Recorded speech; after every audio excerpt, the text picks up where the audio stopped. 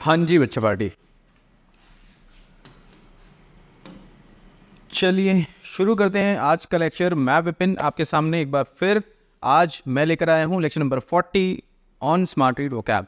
हमेशा की तरह एज यूजुअल मैं इस लेक्चर में डिस्कस करने वाला हूँ स्मार्ट रीड ड्रिल नंबर 40 में जो पैसेज हमने आपके लिए पिक किया है उसके important complex words, idioms, phrases या फिर फ्रेजल वर्ब्स को।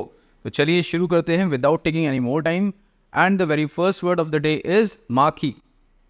रेफरेंस के लिखा है मार्की का। Marquee names such as Infosys, TCS and Wipro. Okay, meaning leading, prominent और रिनाउंड, यानी लीडिंग जो लीडर है और या फिर तेजी से आगे बढ़ रहा है, प्रोमिनेंट प्रसिद्ध है, रिनाउंड प्रसिद्ध है अपने डोमेन में, अपनी सोसाइटी में, अपने काम में, उसको बोलते हैं वो कैसा है, मार्की है।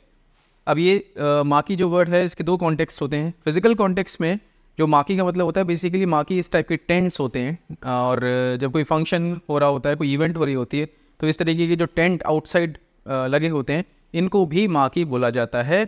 दूसरा एक और कॉन्टेक्स्ट है फिजिकल कॉन्टेक्स्ट, उसमें क्या होता है जैसे कोई शोज़ हो रहे होते हैं एंड ड्रामा शोज़ होते हैं या म्यूज़िक शोज़ होते हैं। सो ये जो डिस्प्ले होते हैं है ना, जिनमें जिन डिस्प्ले मतलब जो डिस्प्लेज होते हैं उनमें जो इन्फॉर्मेशन होती है कि आज कौन से आर्टिस्ट परफॉर्म करने वाले हैं, शो टाइम क्या है। सो बेसिकली इस डिस्प्ले को भी मार्की बोला जाता है।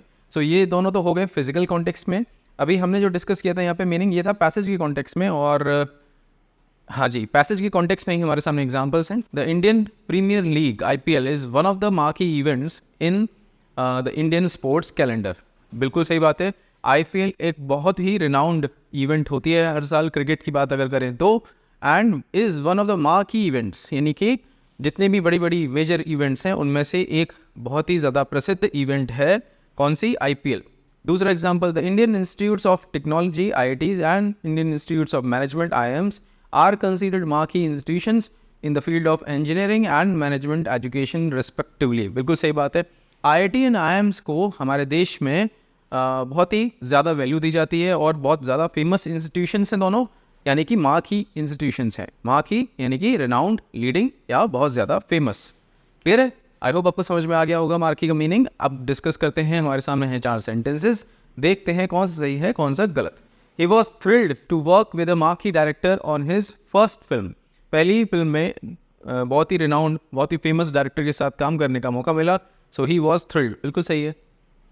The seminar featured marquee speakers from different academic fields. अब कोई सेमिनार हो रहा है एकेडमिक फील्ड्स में और मार्की स्पीकर्स सुनने को मिले, यानी जो सामने आए स्पीकर्स उनमें जो प्रेजेंस थी बहुत ही रिनाउंड लोग सामने आए बोलने के लिए। सो मार्की स्पीकर्स यहाँ पे भी सही यूज़ हो रहा है मार्की का। The marquee player of the team attracted a large audience, ये भी सही है। विराट कोहली आ जाएंगे किसी मैच में या रोहित शर्मा आ जाएं तो मार्की प्लेयर उनको बोला जाएगा। The marquee actor is not very well known among cinema enthusiast. अगर मार्की है so not very well known कैसे हो सकता है, ये कॉन्टेक्स्ट गलत है, यानी कि सेंटेंस ये हमारा फोर्थ वन इनकरेक्ट है। सो आई होप आपको वहाँ की मतलब समझ में आ गया हो। अभी डिस्कस करते हैं सिनोनिम्स। रिनाउंड प्रसिद्ध, प्रोमिनेंट प्रसिद्ध, लीडिंग जो अभी हमने डेफिनेशन में पढ़े थे वही यहाँ पे एज सिनोनिम्स दिए हुए हैं। एंटोनिम्स की बात करें तो अननोन जिसका कोई अता पता नहीं, ऑब्सक्योर धुंधला, अनइम्पॉर्टेंट जिसकी ज़्यादा वैल्यू ना हो। सो ये इसके एंटोनिम्स के तौर पे कंसीडर किए जाएंगे। चलिए मूव करते हैं हमारे नेक्स्ट ईडियम पे। Weather a storm, weather a storm, weather का मतलब मौसम और स्टॉर्म तूफान। अब यहाँ पे जो वेदर यूज़ हो रहा है ये बेसिकली वर्ब के तौर पे यूज़ हो रहा है, क्रिया के तौर पे, एक्शन के तौर पे। वेदर अ स्टॉर्म, तूफान को झेल लेना, इसी से समझ में आ रहा है। रेफरेंस पढ़ते हैं। It is also an industry that has weathered many storms. Okay, meaning to survive और एंड्योर, सहन करना। सर्वाइव यानी बने रहना, उसमें टिके रहना, और एंड्योर यानी सहन करना थ्रू डिफिकल्ट और चैलेंजिंग टाइम्स, कठिन समय को। यानी आप कठिन समय से बाहर निकल रहे हैं, अगर आप निकलते हैं it means you have weathered a storm. अगर आप निकल जाते हैं तो आपके लिए बोला जाएगा you have weathered a storm. अब ये पर्टिकुलर सीन देखिए, बहुत तेज बारिश हो रही है, तूफान जैसा लग रहा है, बिजली कड़कड़ा रही है, और ये जो पर्सन है छाता लेके बारिश से बचने की कोशिश कर रहे हैं। एंड देखिए हाथ में क्या है, हाथ में इनका ब्रीफ केस है, ऑफिस गोइंग पर्सन लग रहे हैं। यानी कहने का मतलब ये दिखाया जा रहा है कि इतनी तेज बारिश हो रही है, स्टिल वो बंदा ऑफिस जाने के लिए अग्रसर है, यानी ऑफिस जाने के लिए इंथुजियास्टिक है।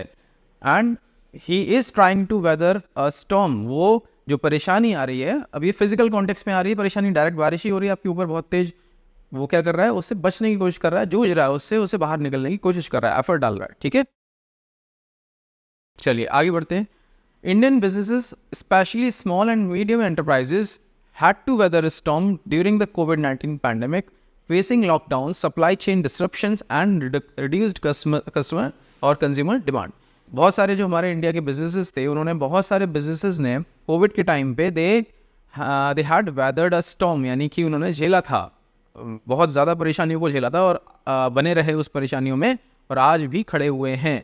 तो उस दौरान जो उन्होंने झेला उसके लिए हम बोल सकते हैं they had weathered a storm. Many opposition leaders had to weather a storm during the emergency, facing imprisonment and censorship as Indira Gandhi's government cracked down on political dissent। 1975 से 77 तक हमारे देश में इमरजेंसी लागू की गई थी। प्राइम मिनिस्टर इंदिरा गांधी थी उस समय पे, और उस समय पे बहुत सारे जो अपोजिशन में लीडर्स थे उनको जेल जाना पड़ा, उनको सहन करना पड़ा, नज़रबंद कर दिया गया बहुत सारे लोगों को, और वो कुछ बोल नहीं पाते थे, बोलते थे तुरंत जेल में डाल दिया जाता था। सो डिसेंट के खिलाफ क्रैकडाउन चल रहा था जो उस समय की गवर्नमेंट थी, कांग्रेस गवर्नमेंट इंदिरा गांधी जी के नेतृत्व में। सो उस समय बोला ये जा रहा है कि जो अपोजिशन लीडर्स थे they had to weather a storm, यानी उनको ये झेलना पड़ा, तूफान को झेलना पड़ा, तूफान से होकर गुजरना पड़ा। बिल्कुल सही कॉन्टेक्स्ट है। अब डिस्कस करते हैं 4 सेंटेंसेस हमारे सामने हैं, देखते हैं कौन सा सही कौन सा गलत है। The company manage to weather a storm of the economic recession, यानी कि मंदी का दौर आया तो कंपनी ने मैनेज किया तूफान से निकलने। बिल्कुल सही सेंटेंस है, यानी वो लड़ी, कंपनी लड़ी, उसको फेस किया और उससे बाहर निकली। Despite the challenges she was determined to weather the storm and succeed, यानी कि चैलेंजेस के बावजूद होने के बावजूद भी वो दृढ़ निश्चयी थी कि वो इस तूफान से बाहर निकलेगी और सफल होगी। बिल्कुल सही है। The captain instructed everyone to weather a storm by hiding below deck. अब ये सेंटेंस थोड़ा सा गड़बड़ लग रहा है, अभी देखते हैं आगे।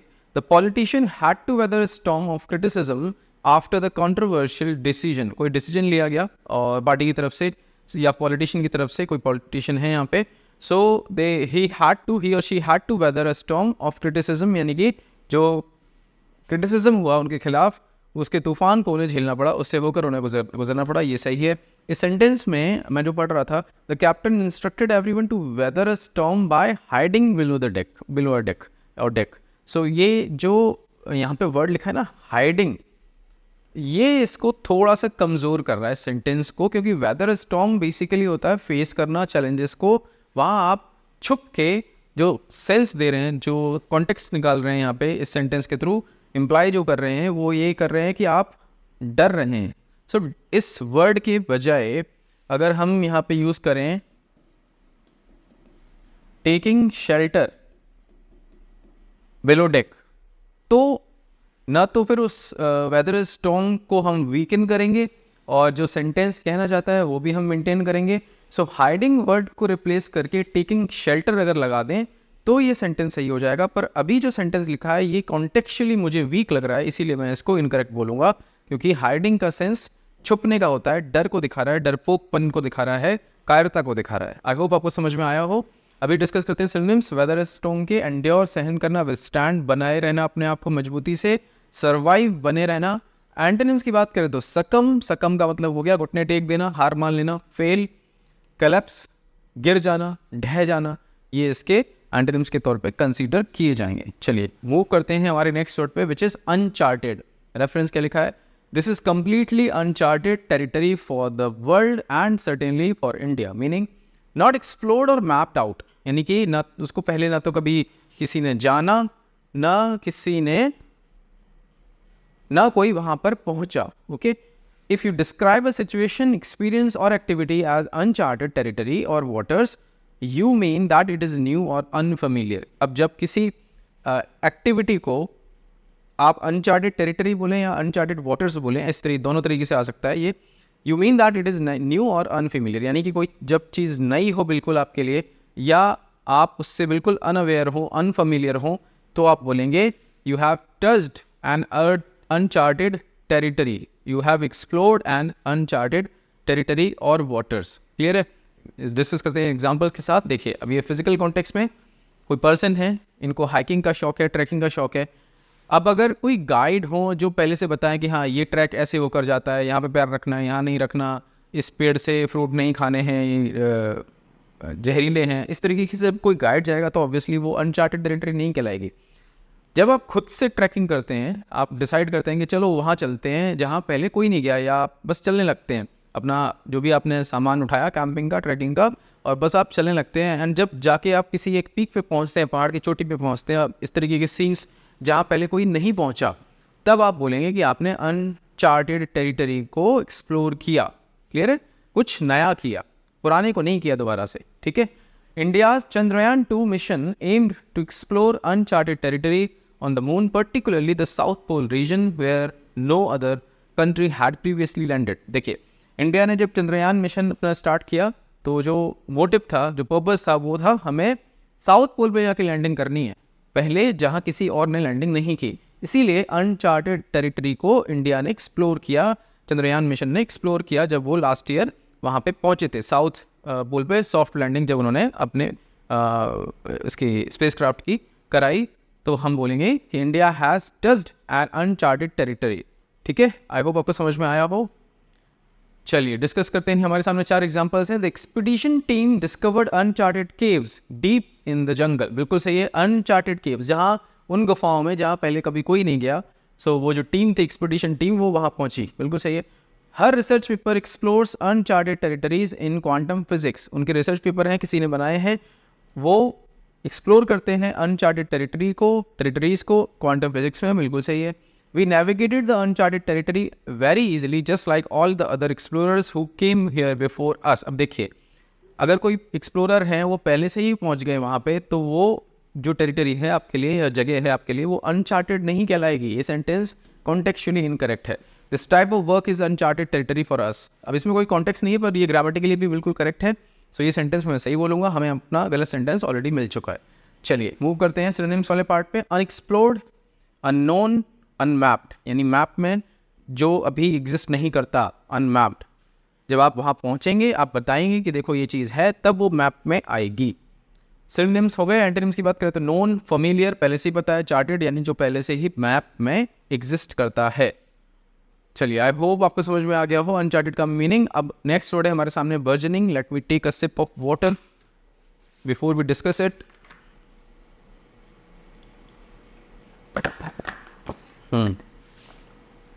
Burgeoning. But the solution certainly does not lie in looking the other way from a burgeoning jobs crisis. Okay, meaning growing, तेजी से बढ़ने वाला, expanding, तेजी से फैलने वाला, तेजी से rapidly, flourishing, ग्रोथ होने वाली, जिसकी बहुत तेजी से, उसको फ्लरिश करना बोलते हैं। ग्रोइंग, एक्सपैंडिंग, फ्लरिशिंग, रैपिडली, है ना, रैपिडली वर्ड इसमें जुड़ा हुआ है। बर्जनिंग, बर्जनिंग जॉब्स क्राइसिस, तेजी से बढ़ने वाला अनएम्प्लॉयमेंट। ठीक, examples, the burgeoning digital payments industry in India facilitated by platforms such as UPI and Paytm has transformed the way people conduct financial transactions। आज से 10-15 साल पहले अगर मैं फाइनेंशियल ट्रांजेक्शन्स की बात करूं तो सिर्फ कैश होता था, या हम इंटरनेट बैंकिंग यूज़ करते थे, डेबिट कार्ड यूज़ करते थे। आज के समय पे UPI आने से फाइनेंशियल ट्रांजेक्शन्स कितने आसान हो गए हैं। आप सोचिए, आपको न तो कार्ड कैरी करना पड़ता है, ना वॉलेट कैरी करना पड़ता है। सिंपली मोबाइल फ़ोन, जो स्मार्टफोन्स होते हैं, आप बस 10-10, 15-15, 20-20 रुपए के ट्रांजेक्शन सिंपली आप उससे, इवन बड़े ट्रांजेक्शन भी आप लोग करते हैं। मेनली मेरा कहने का मतलब है, छोटे ट्रांजेक्शन्स पहले बहुत मुश्किल हो जाते थे क्योंकि नोट्स नहीं होते थे, हर किसी के पास छुट्टा नहीं है, ऐसे हमें सुनने को मिलता था।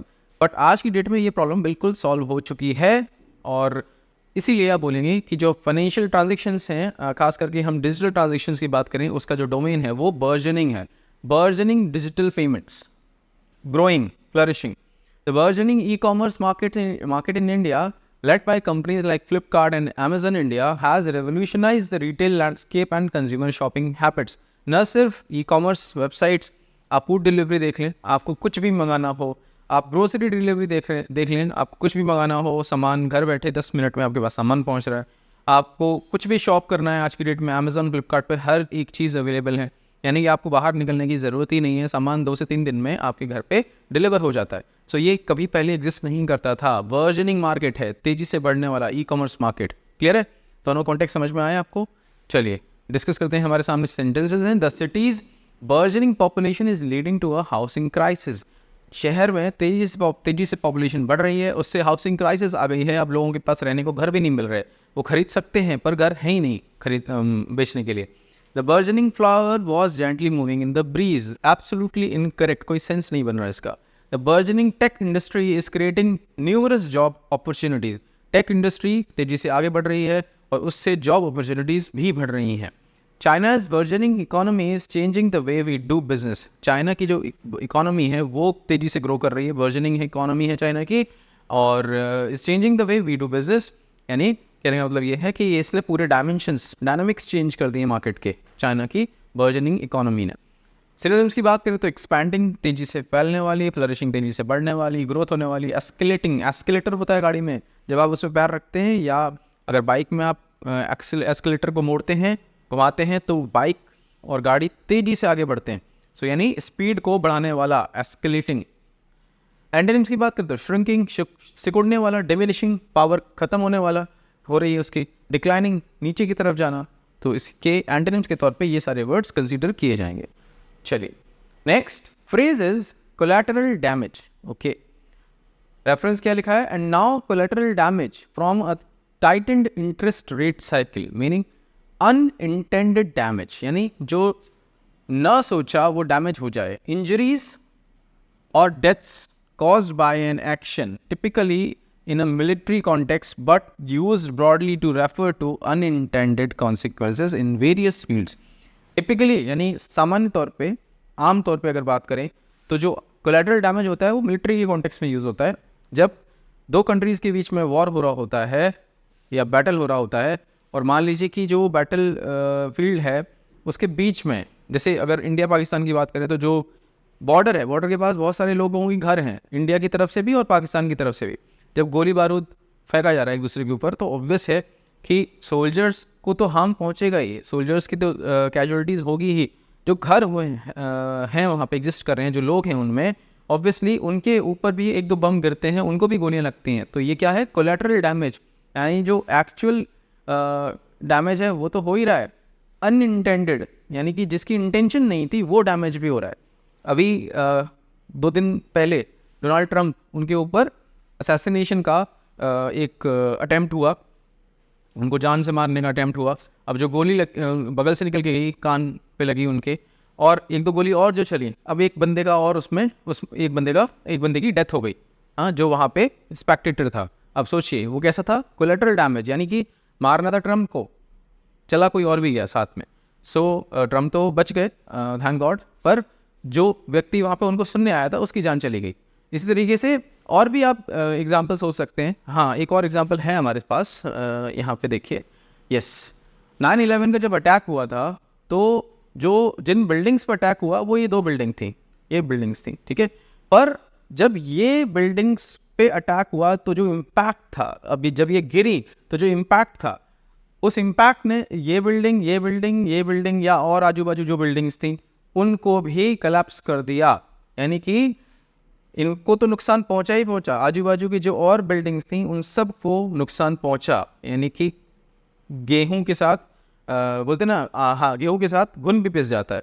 यानी घुन जो सर्वाइव कर रहा था गेहूं पर, उसे लग रहा था यार मौज में कट रही है, खाने को मिल रहा है, धीरे धीरे खा रहा हूँ, लेकिन जब वो पिसने गया गेहूँ, सो वो आटा तो बना, साथ में उसमें गेहूँ जो था वो भी ख़त्म हो गया वहीं पे। यानी कोलैटरल डैमेज, बड़ी कोई प्रॉब्लम है, उसके सोल्यूशन पे जब आप काम कर रहे हैं, यानी वहाँ पे ऑब्वियसली आप जब कोशिश करेंगे, मैं मिलिट्री कॉन्टेक्स्ट में बात कर रहा हूँ, तो जब वहाँ पे कोशिशें होंगी और जब आर्मीज़ में लड़ाई होगी तो ऑब्वियसली वहाँ के जो लोग हैं, सिविलियंस, उनको भी नुकसान पहुँचता है, उसको हम कोलैटरल डैमेज बोलते हैं। Large scale infrastructure projects like metro rail construction or airport expansion can lead to collateral damage such as displacement of communities, loss of cultural heritage sites and environmental degradation. ये बात हम कई बार कर चुके हैं।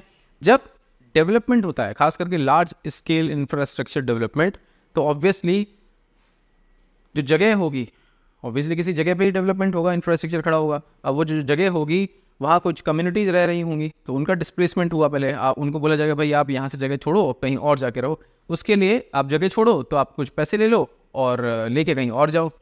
Loss of cultural heritage site, अब वहाँ कुछ कल्चरल हेरिटेज साइट्स भी होंगी, उनको भी तोड़ा जाता है फिर। एंड इन्वायरमेंटल डिग्रेडेशन, सबसे बड़ी बात जो होती है वो ये होती है इन्वायरमेंटल डिग्रेडेशन। ऑब्वियसली जो जंगल होंगे उनको काटा जाएगा, जो स्पीसीज उसमें रह रहे होंगे, जो सर्वाइव कर रहे होंगे वहाँ पे, वो मजबूरन या तो कहीं और जाके रहने की कोशिश करते हैं या वो ख़त्म हो जाते हैं, एक्सटिंक्ट हो जाते हैं, क्योंकि हर पक्षी, हर जंतु, हर जीव इस तरीके से माइग्रेट नहीं कर पाता जैसे इंसान इजीली कर लेते हैं। जीव जंतु या पक्षी नहीं कर पाते और वो एक्सटिंक्ट हो जाते हैं। क्लियर? सो एनवायरमेंटल डिग्रेडेशन जब इस तरीके से होता है, मतलब जब इंफ्रास्ट्रक्चर डेवलपमेंट होता है तो ऑब्वियसली उसमें ये सारी चीज़ें साथ में होती हैं, तो ये सारी चीज़ें क्या हो गई, कोलैटरल डैमेज हो गया, है ना, एक तरीके से कोलैटरल डैमेज हो गया। चलिए अब हमारे सामने ही 4 सेंटेंसेस पढ़ते हैं, कौन सा सही कौन सा गलत। The lawsuit caused collateral damage to the company's reputation. Lawsuit तो हुआ, यानी केस तो लगा, पर उससे कंपनी की जो रेपुटेशन है उस पर भी बट्टा लग गया, वो भी डैमेज हो गई। ये बिल्कुल सही सेंटेंस है। The government denied that there had been any collateral damage during the bombing raid. Government कह रही है जब बॉम्बिंग रेड हुई उसमें कोई कोलैटरल डैमेज नहीं हुआ, ये भी सेंटेंस सही है। She invested in collateral damage to diversify her portfolio. इस सेंटेंस का कोई भी मतलब नहीं है, यहीं से समझ में आ गया। Invested in collateral damage doesn't make any sense. The company is restructuring its entire business model and there will be a lot of collateral damage during this process. Company अपना पूरा जो बिजनेस मॉडल है उसको restructure कर रही है और बोला जा रहा है इससे क्या होगा, बहुत बड़ा कोलैटरल डैमेज होगा इस प्रोसेस में। बहुत सारे लोगों की जॉब्स जाएंगी, बहुत सारे लोग उनकी सैलरीज कम हो जाएंगी, डिमोशन हो जाएंगे, क्योंकि जब पूरा बिजनेस मॉडल चेंज हो रहा है तो कंपनी ऑब्वियसली पहले वाले बिजनेस मॉडल में उसको कमी दिख रही होंगी, वो ओवरहॉल करना चाह रही है कंपनी। जब ओवरहॉलिंग होती है तो बहुत ज़्यादा ले-ऑफ्स होते हैं, निकाला जाता है या नॉन प्रोडक्टिव लोगों को निकाला जाता है कंपनी से। सो कोलैटरल डैमेज वहाँ पे भी फिट होगा, ये सेंटेंस भी सही है, हमें पहला सेंटेंस हमारा मिल चुका है। चलिए डिस्कस करते हैं सिनोनिम्स। अनइंटेंडेड कॉन्सिक्वेंसेज, यानी जो ऐसे दुष्प्रभाव जो आपने नहीं सोचे थे होंगे। इंसिडेंटल डैमेज, यानी आपने जो नहीं सोचा था वो हो गया डैमेज। सेकेंडरी इफेक्ट्स, यानी एक तरीके से जो बिल्डिंग गिरी वो तो प्राइमरी हो गई, उसके आजू बाजू जो गिरी वो हो गई secondary effects. Direct effect, primary consequence, ये इसके एंटोनिम्स के तौर पे कंसीडर किए जा सकते हैं। चलिए आई होप आपको समझ में आ गया। और फ्रेज दैट्स इट बच्चा पार्टी, हमेशा की तरह अभी आई बिलीव 5 वर्ड्स थे, कुछ वर्ड्स और 1-2 फ्रेजेस, तो टोटल 5 या 4 हैं आज की इस लेक्चर में। क्या करना है, हमेशा की तरह आपको बनाना है हर एक वर्ड या फिर फ्रेज पे अपना खुद का एक सेंटेंसेस का जो कॉम्बिनेशन आपका बने उसको एक कमेंट के तौर पे ड्रॉप कर देना है इस वीडियो लेक्चर के कमेंट्स सेक्शन में। हमेशा बोलता हूँ अगर आप ऐसा करते हैं तो सबसे ज़्यादा आप लर्न कर रहे होते हैं। दूसरा, I am available on Telegram, this is my user name on Telegram. जिन भी बच्चों ने स्मार्ट रीड कोर्स परचेज कर लिया है पर अभी तक हमारे प्राइवेट टेलीग्राम ग्रुप से नहीं जुड़े हैं, प्लीज़ मेक श्योर अपना पेमेंट का स्क्रीनशॉट आप मुझे इस यूज़र नेम पर भेजें। I will share the private group invite link with you. Group join करें because actual discussion, actual mentorship उसी ग्रुप में हो रही है। और क्योंकि अब IUPS क्लर्क भी बहुत पास है आने को, बाकी RRB के मेंस एग्जाम भी बहुत पास आ चुके हैं आपको अगर सही गाइडेंस चाहिए प्लीज़ जुड़िए हमारे टेलीग्राम ग्रुप से, अपने टेलीग्राम ग्रुप से एज सुन एज पॉसिबल, ठीक है, एट द अर्लीस्ट। तीसरा काम, पूरा लेक्चर आपने देखा, लेक्चर देखने के बाद आपको जाना है आपके स्मार्ट रीड कोर्स के डैशबोर्ड पे, अटेम्प्ट करनी है smart read drill number 40 with utmost focus of yours. Result screen से पिक करनी है आपको आपकी RC स्पीड और आपका RC लेवल हमेशा की तरह, और दोनों के स्क्रीनशॉट्स लेके ड्रॉप कर देने हमारे प्राइवेट टेलीग्राम ग्रुप में, so that I can check, I can assess, I can gauge your performance and then I will be able to help you accordingly. मैं विपिन आपसे मिलता हूँ एक नए लेक्चर में कुछ नए वर्ड्स के साथ। Take care.